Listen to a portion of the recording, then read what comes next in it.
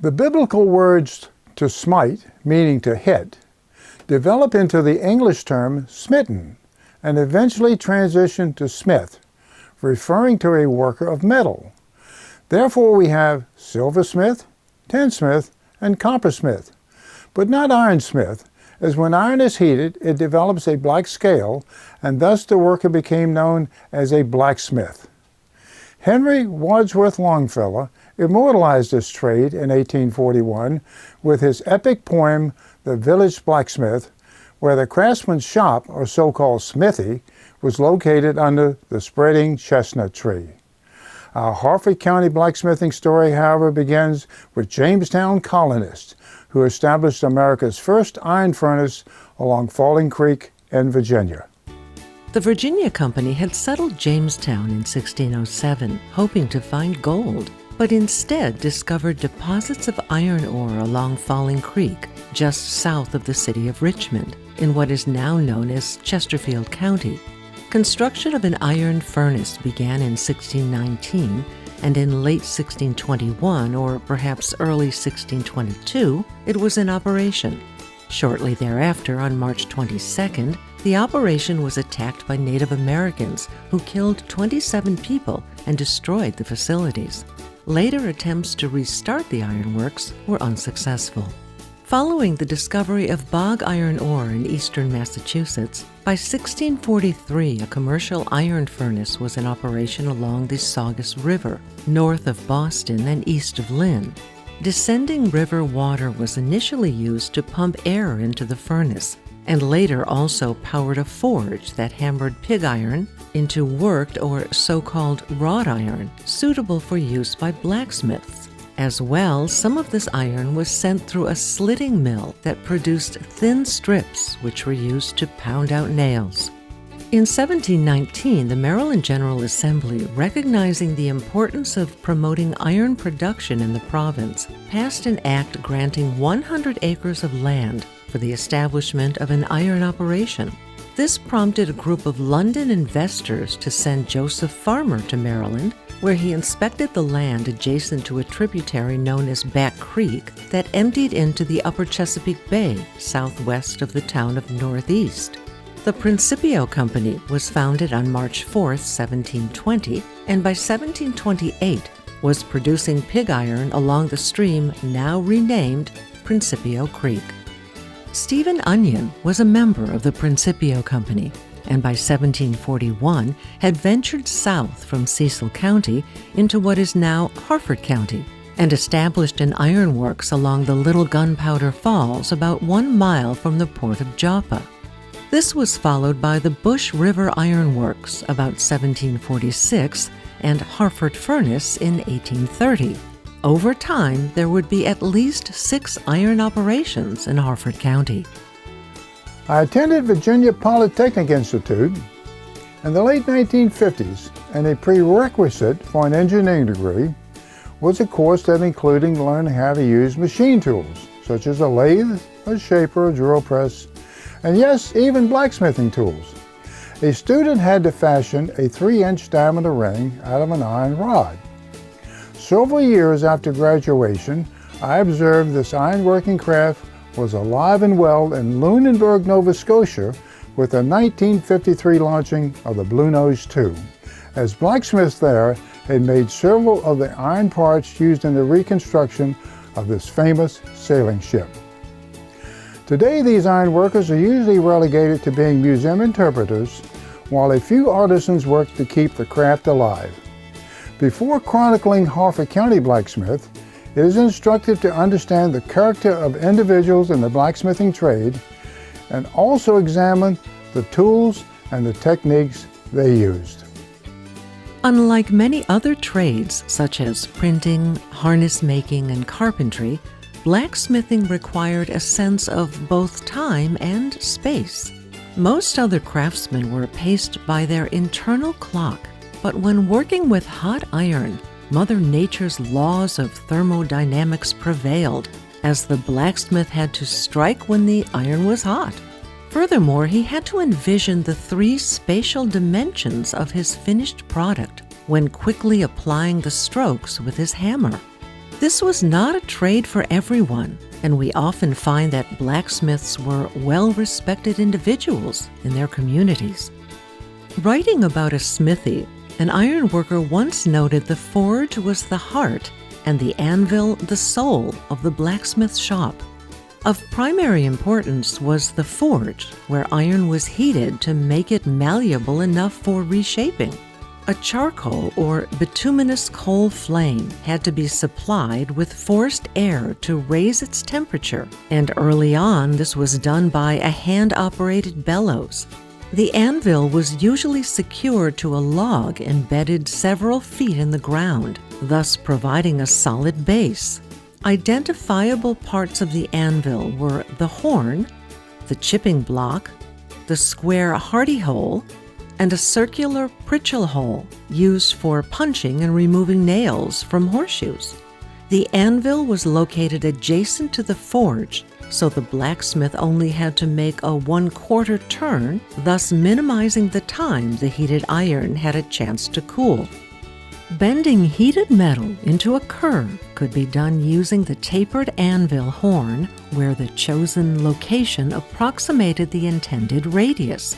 In some cases, it was desired to make an iron ring that required welding together the two ends. If this procedure did not produce a satisfactory circle, the ring could be driven down a cone mandrel for rounding out, or perhaps making it slightly larger. The anvil's chipping block was used in conjunction with a hot-set chisel to cut off a piece of metal. Obviously, using a pounding cross-peen hammer against material on the anvil's flat surface would reduce its thickness. The square hole in the anvil could be fitted with a variety of different tools, also known as hardies, with each specifically designed for a different purpose. These included a chisel for cutting off a portion of the metal, a fuller along with a matching hammer for making a bar longer, a swage with its complement and a hammer for producing a round rod, and a scroll fork for bending the end of a bar onto itself. The blacksmith also had other useful devices. There was a foot-powered grinding wheel for removing rough edges on a fabricated object, as well as for sharpening chisels and knives. Another useful tool was a vise for holding an object while it was being worked by hand, and a swage block was used to create specific shapes.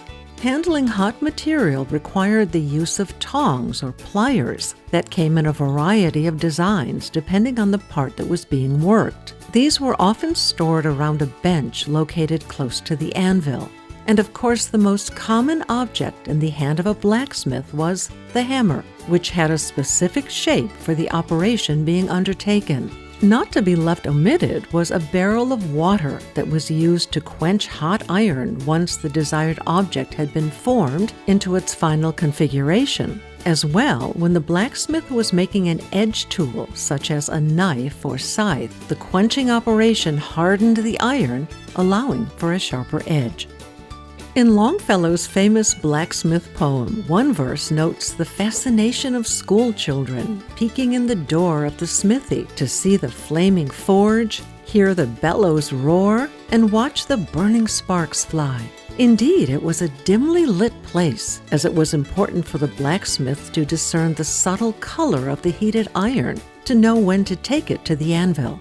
There was also a cacophony of emanating odors produced by the sulfur in the coal, further intermingling with the smell of tobacco, animal urine, and human sweat that added to the structure's allure. While old men would routinely visit a country store and sit around a pot-bellied stove, bragging about their exploits and pontificate on the political problems of the day, those younger would find more excitement in a smithy. It had a hint of testosterone, and like Longfellow noted, the smith was a mighty man with muscles like iron bands, and he ruled the roost at the anvil. Thus, the blacksmith shop, like the men's barber shop later, was the place to talk about the village girls and fast horses.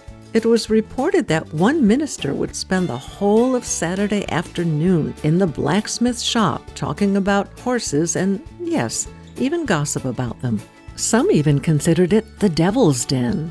The glowing forge, the rhythmic sound of the hammer on the anvil, accompanied with flying sparks, and the dim interior all contributed to a place of mystic proportion, perhaps at times also inhabited by the devil himself.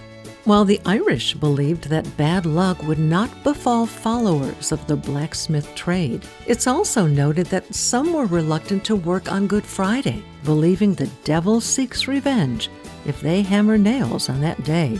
Harford County blacksmith shops in the early part of the 1800s averaged 291 square feet in size, and depending on available materials, were constructed of wood, brick, and also of stone. The floor around the anvil was dirt, gravel, clay, or sand, as a wooden floor could ignite should a piece of hot metal be inadvertently dropped.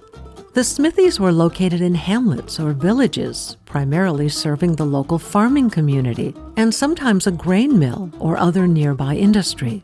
It's likely that there has never been another profession in the practical trades that was more exalted than blacksmithing, and those practitioners in Harford County were no exception.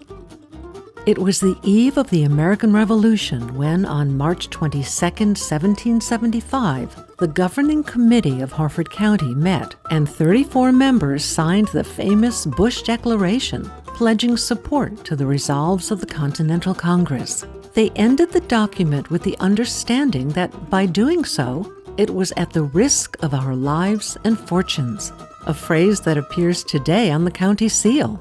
3 of the 34 signers were blacksmiths, attesting to the importance and respect of this trade during America's colonial period. James Harris was a Sposoucha Upper Hundred blacksmith. Samuel Caldwell was born about 1739 in Ireland, and by 1774 was a Gunpowder Upper Hundred blacksmith and farmer. And James Little, son of Guy Little, was born on January 20th, 1852, and was a blacksmith in the Bush Creek Upper Hundred by the year 1775. Today, there are 3 incorporated municipalities in Harford County: Bel Air, Aberdeen, and Havre de Grace. Historically, each town valued the passage of travelers, shoppers frequenting local stores, and people seeking access to services such as doctors, lawyers, and repair shops. The availability of a blacksmith was critical to the local economic prosperity, and the identification of these craftsmen begins in the county seat of Bel Air. When writing about the growth of Bel Air, historian Marilyn LaRue observed, "Probably the most important craftsman is the blacksmith." Bel Air became the county seat in March 1782, and several years later a courthouse and jail were completed. It seems most likely that nearby James Coleman of Bush River Lower Hundred was the town's first blacksmith, no doubt fitting those arrested with hand and leg irons for transport to their courthouse trials.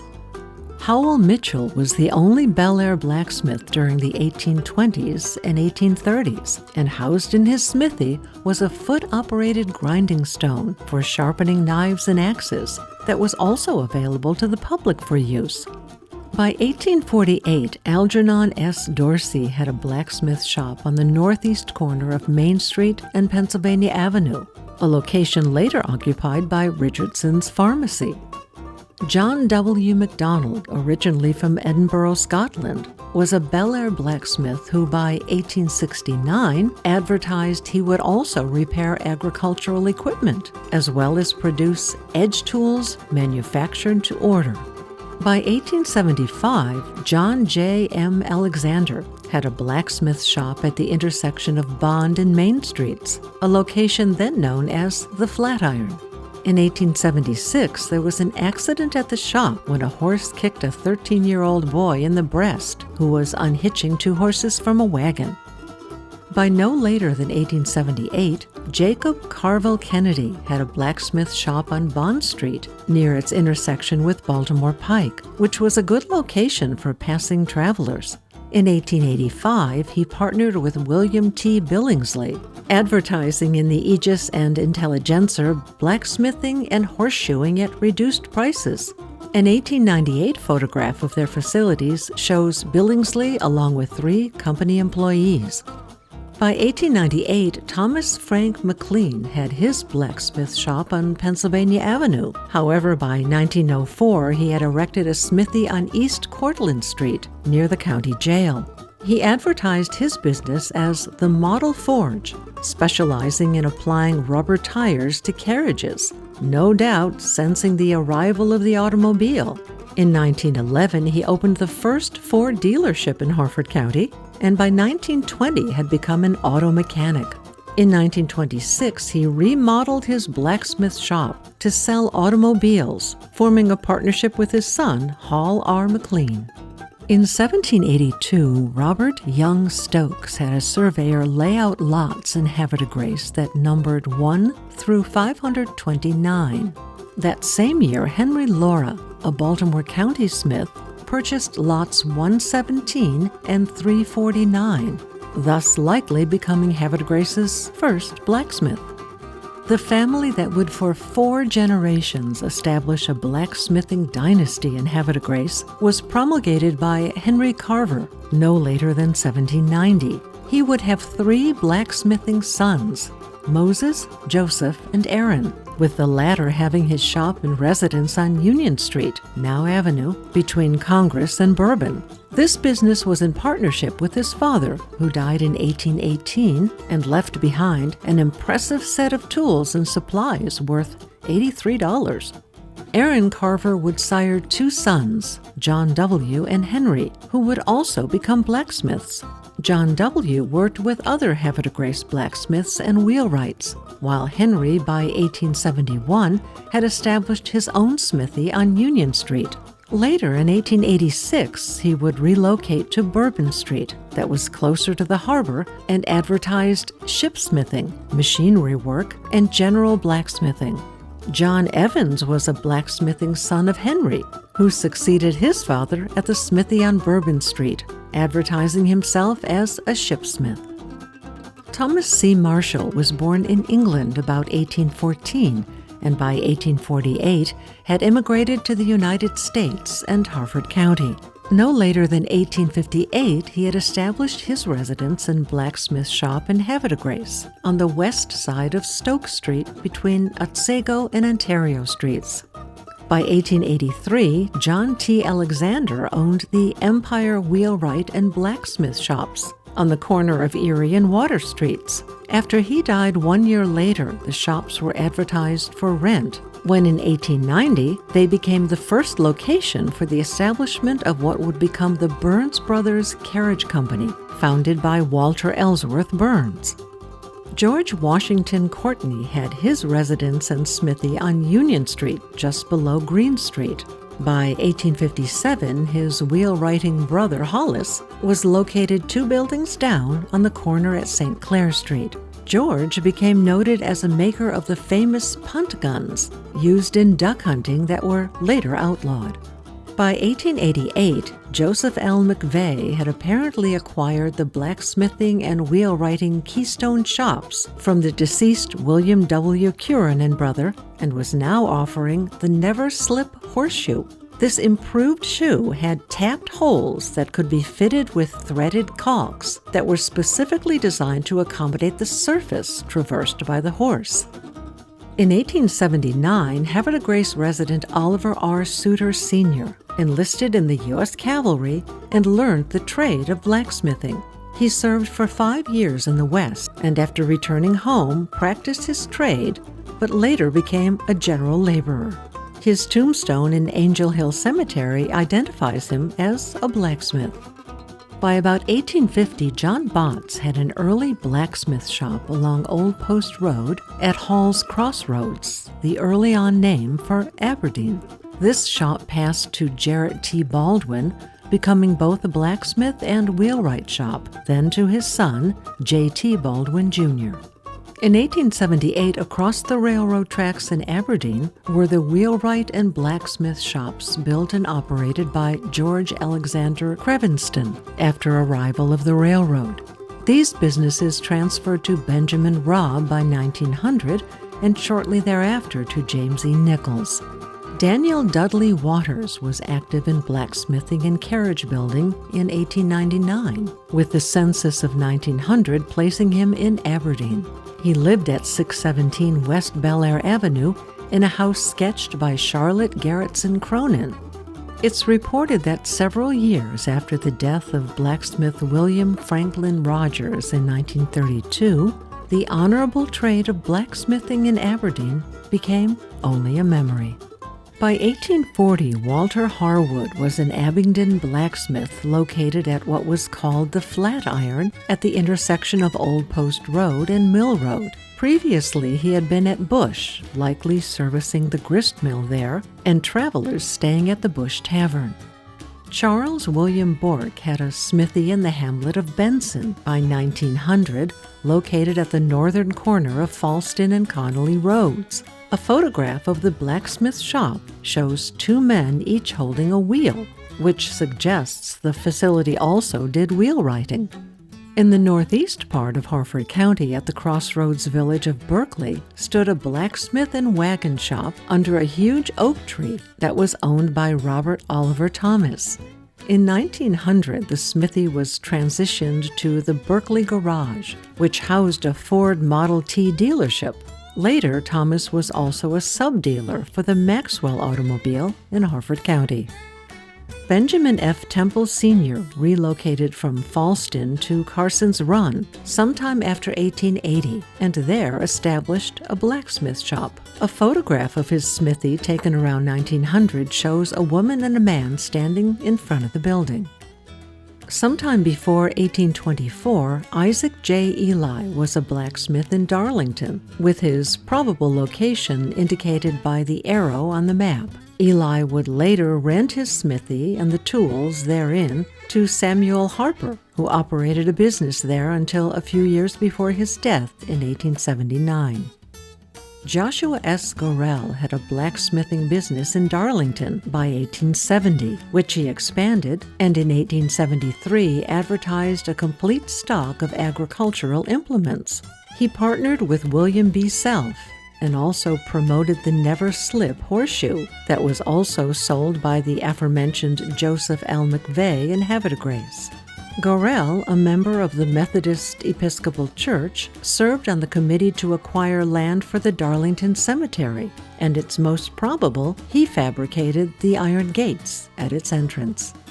Edward A. Gorell lived next door to Joshua Gorell, and by at least 1878 had his blacksmithing and wheelwrighting shops on Stafford Road, just south of the village of Darlington. Later, his facilities were converted into apartments.